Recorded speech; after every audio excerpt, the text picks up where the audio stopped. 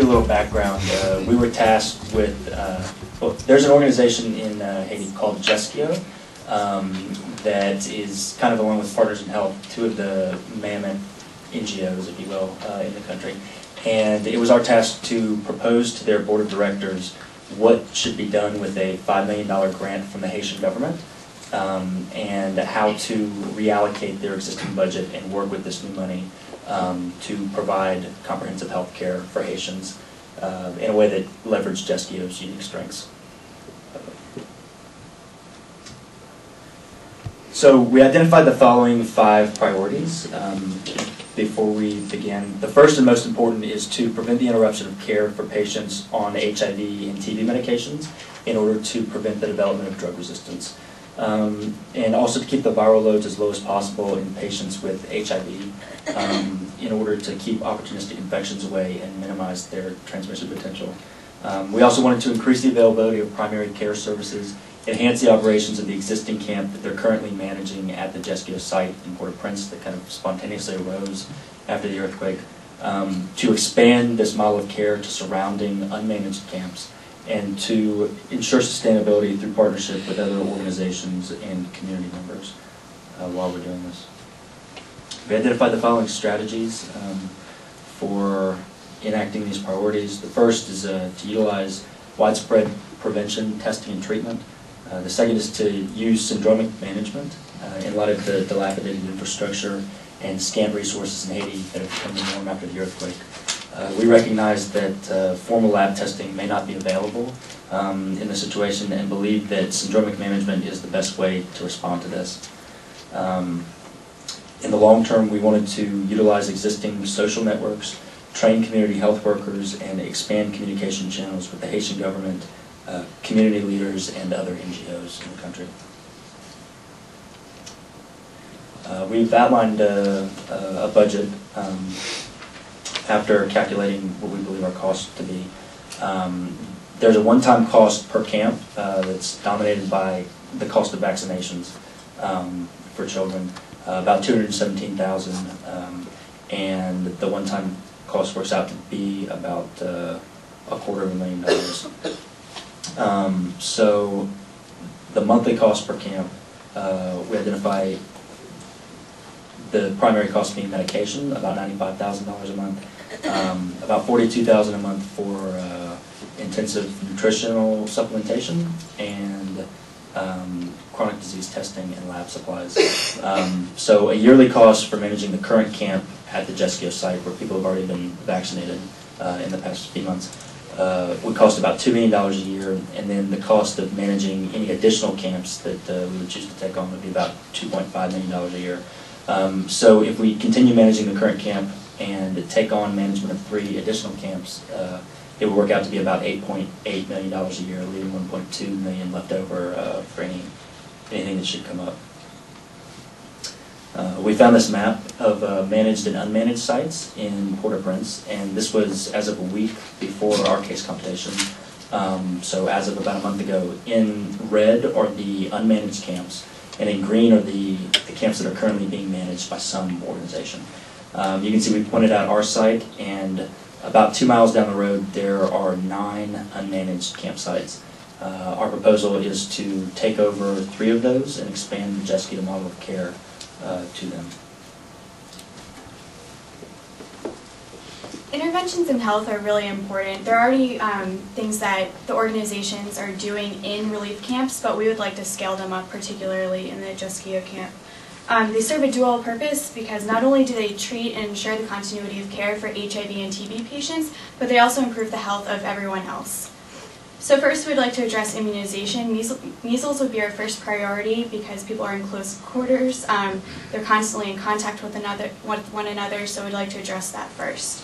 The cold chain is also important in maintaining the integrity of the medications and the vaccines that we're providing. Nutrition is going to be very key in ensuring that HIV-positive patients are able to not only take their medications, but are able to they're able to eat once they become hungrier, and to also improve the immune systems of people. So first, for the chronically ill and the very malnourished, we have ready-to-use therapeutic foods. we would use the product Medica Mamba, which is produced in Port-au-Prince by the organization Meds and Food for Kids. And they buy the peanuts for the formula from Haitian peanut farmers, so sustainable and a long-term solution. Next, we would use ready-to-use foods for those who are undernourished but not chronically ill or malnourished.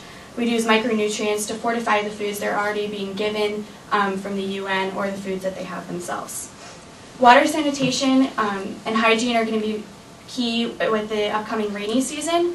So disinfection at point of use, not a point of access, just because you can get the water, but then before you drink it, it can become contaminated. So having jugs and chlorine will be important in maintaining or in making sure that the spread of diseases is contained. Waste disposal latrines will be important with the rainy season and preventing the spread of diarrheal diseases. Increased access to water and hygiene education. Hand washing, for example, could be an easy thing that could be promoted in camps to prevent the spread of disease. For communicable diseases, like Brian said earlier, we're taking a prevent, test, and treat model. So for HIV and TB, making sure that we're having testing available and that people are observed when they're taking their medications. So we can make sure that patients are actually able to take their medications, they're healthy enough, and that they're taking the right dosage. So to prevent resistance to drugs as well as to maintain the continuity of care. The three issues on the right are going to become incredibly important with the oncoming rainy season, and all three of them can really exacerbate the immune system and make it difficult to keep up with medication. For reproductive health services, we're going to follow the UNHCR guidelines. STI services will be important with preventing the transmission of HIV. Condoms will also be used for prevention. Pregnancy tests, that way we can identify HIV-positive mothers, provide them PMTCT services, as well as breastfeeding education, for example. Prophylaxis and counseling is going to be key in a relief camp setting where there's going to be violence and there's going to be sexual violence. So identifying victims of sexual violence, getting them post-exposure prophylaxis for HIV to make sure that transmission is reduced.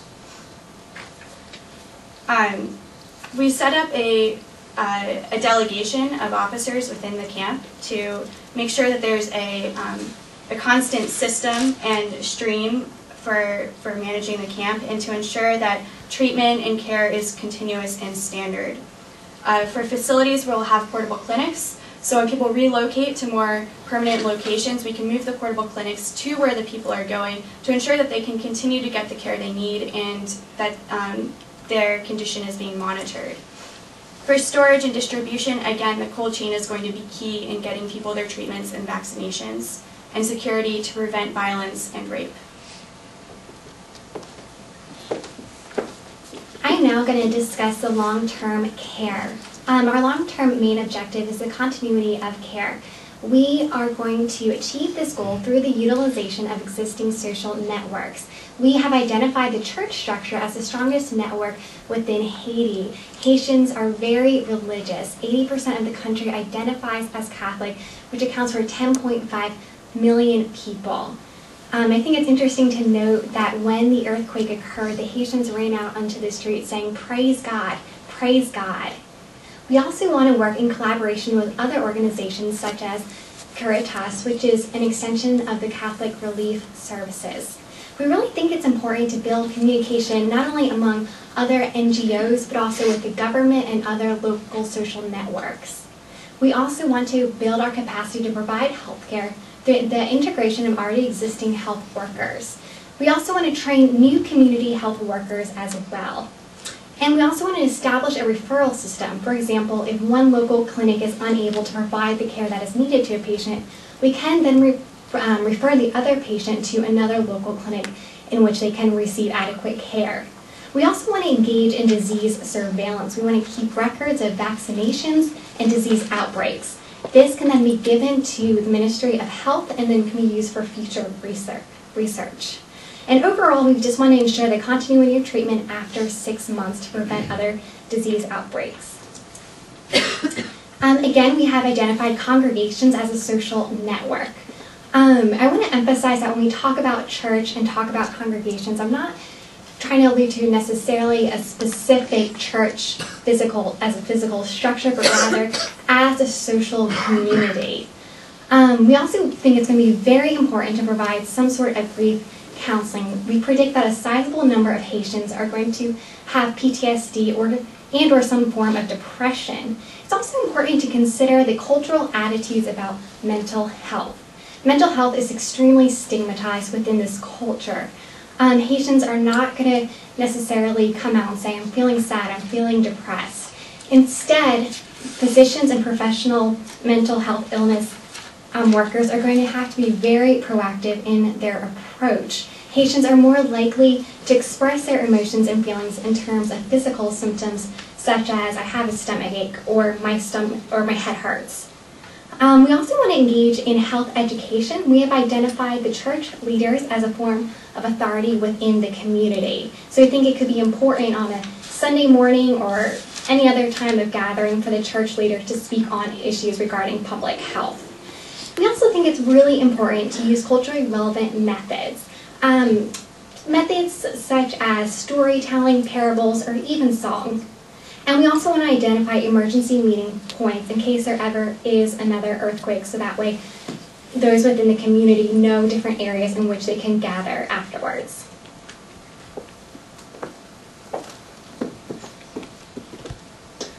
So to conclude, the following action points that have come out of our proposal are, first, to continue to care for patients with HIV and TB, to increase the availability of primary care services, enhance the operations of the established camp at the Jeskia site, expand these services to 3 surrounding unmanaged camps, and to ensure sustainability in doing all of this through partnerships and the utilization of social networks.